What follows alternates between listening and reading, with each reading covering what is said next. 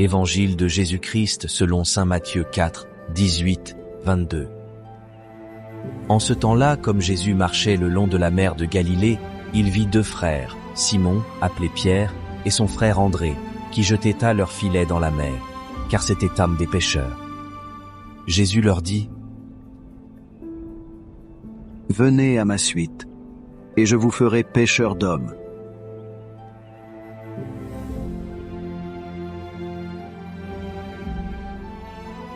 Aussitôt, laissant leur filet, ils le suivirent. De là, il avança, et il vit deux autres frères, Jacques, fils de Zébédée, et son frère Jean, qui étaient dans la barque avec leur père, en train de réparer leur filet. Il les appela. Aussitôt, laissant la barque et leur père, ils le suivirent. Acclamons la parole de Dieu.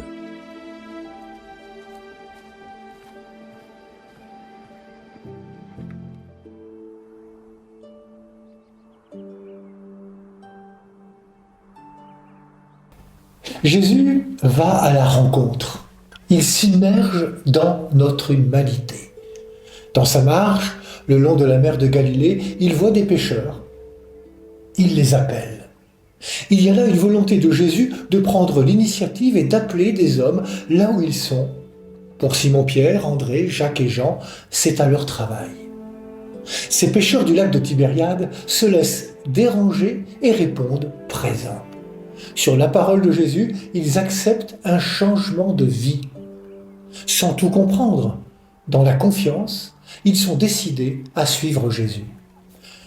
Comme l'écrivait le dominicain Guillaume Marquet, la parole doit se porter à plusieurs. La parole a besoin de plusieurs voix pour sonner juste. C'est pourquoi Jésus cherche des coéquipiers.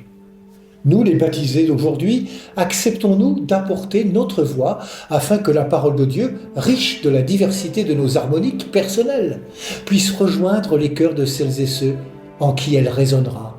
Aurons-nous l'audace d'André que nous fêtons en ce jour?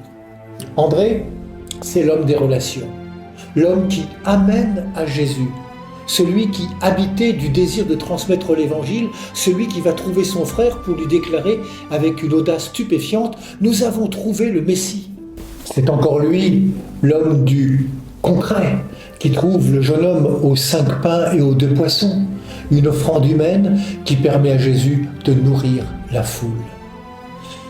Au milieu de n'importe quel jour ordinaire, Jésus s'approche de moi, me regarde, me choisit, me parle et m'invite à être son disciple. Que vais-je lui répondre ?